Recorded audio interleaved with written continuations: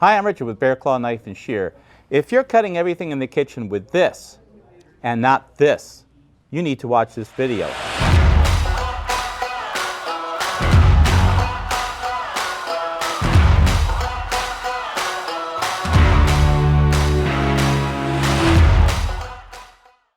Hi everybody. You know, I see it all the time. People come in and they're looking for the perfect paring knife to do everything in the kitchen. And this is all they really use is a paring knife in the kitchen. Now, any knife will cut just about anything. But if you're working in the kitchen, why work so hard? A paring knife is difficult to use in the kitchen. It's so much easier to use a chef's knife. If you go to a commercial kitchen, all the chefs will not be using a paring knife on anything except for the finest little tasks. They'll be using a chef's knife. There's a reason for that. It's because it will make your life so much easier. So stick around. I'm going to cut up some stuff and I'm going to show you what the difference is between using a little paring knife and a big old chef's knife. Let's take a look at what I have here on my cutting board. So here on my cutting board, I've got some different vegetables.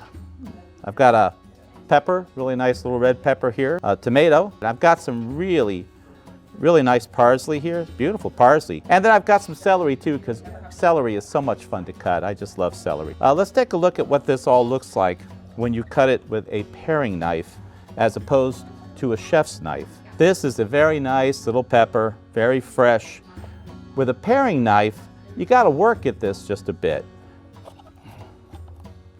And then to cut little strips, you could do it, but it's hard to do and be consistent, right? Because we want little strips for maybe stir fry, you know, you want these little strips. But now with a chef's knife, now you can put this up against here. You know, you just kind of make a little spring out of your fingers, make a little spring out of your fingers, and you run your chef's knife up against your most forward finger here, the middle finger.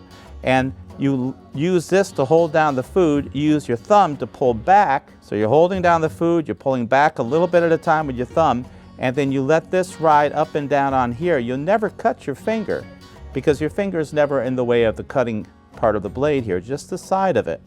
So it's much easier to cut little, and that's really sharp too. Much easier to cut a little bit off at a time. And you just keep pulling this back as you keep cutting with this.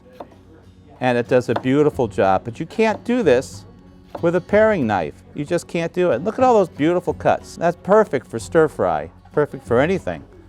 All right, let's take a look, now that we've done pepper, at celery. Celery is so much fun to cut. You cut the ends off first, what you're not going to use. That way it lays a little flat there, a little flatter. And then I like using, you can use a rock cut on this and just do it the same way, run it against the fingers and do a rock chop. I like chopping it. And you can get some really nice, consistent, fine celery chops doing it that way. Now, you have to maintain your edge. You want to go ahead and use a butcher steel on this pretty regularly, and that will keep an edge nice and sharp. You don't have to worry about damaging it. If you're on a good hardwood board, a good in-grain board like this one, you'll be fine. But I love the chop cuts instead of a rocking cut. I never liked cutting like this. I've never been comfortable with this. It's just not one of those things I like. I'd rather do a chop cut, especially on celery. So much more fun. You got to have some fun in the kitchen, right? If you're going to have fun in the kitchen, you need a chef's knife, not a paring knife. A paring knife is just too hard to use. Goodness, how you folks do this? You're killing yourselves using a paring knife. Chef's knife, so much easier. You just have to practice a little bit, that's all. It's not hard, I promise you.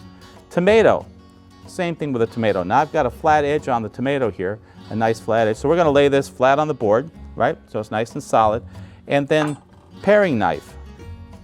Now this is a very sharp paring knife, but this is not nearly as much fun as this. That is so much more fun. You could do tomatoes or anything else with a chef's knife.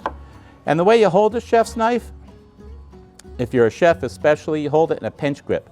You can hold it like this, you know.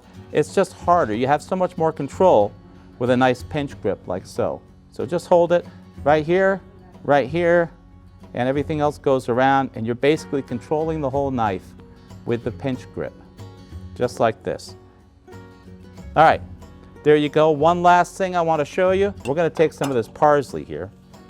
Just take off a bunch of this parsley. Now parsley, things like parsley and basil and all the different, you know, where you've got a huge pile, you could take an entire pile like this of parsley and reduce it down to a little stack about this big.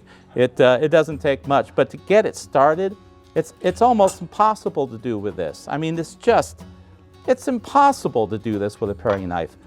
Pull out your 8-inch chef's knife, or 10-inch chef's knife for that matter. Cut off some of the stalks, put those aside. All right, so you take it and reduce it down with this. Do a few cuts. Do a few cuts this way. All right, now if you're going to turn this into a fine chopped or a mince, you just start mincing it down. And this is where your chef's knife really shines. This is where it does really well. Now, my fingers aren't going to get in the way of this edge. It's just not on the edge, it's not near the edge. I'm holding it like this.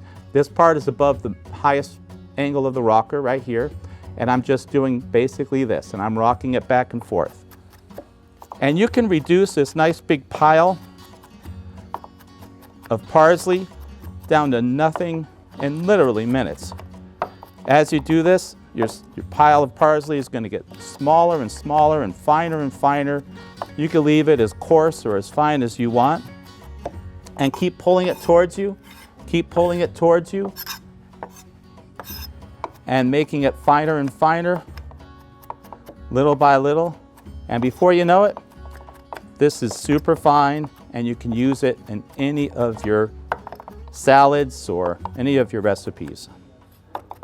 And see how quickly that goes down? You cannot do that with a paring knife. Listen, make your life in the kitchen more fun, make it a lot easier by using a chef's knife. 8-inch chef's knife is a workhorse of the kitchen. Use a chef's knife first, and only use a paring knife when you really need a paring knife for those more delicate chores. And you're going to be a lot happier in the kitchen. Try it out. See how you like it. Practice. It doesn't hurt to practice. And have fun in the kitchen. I'm Richard at Bear Claw Knife and Shear. Come and see us, or see us online at bcknife.com.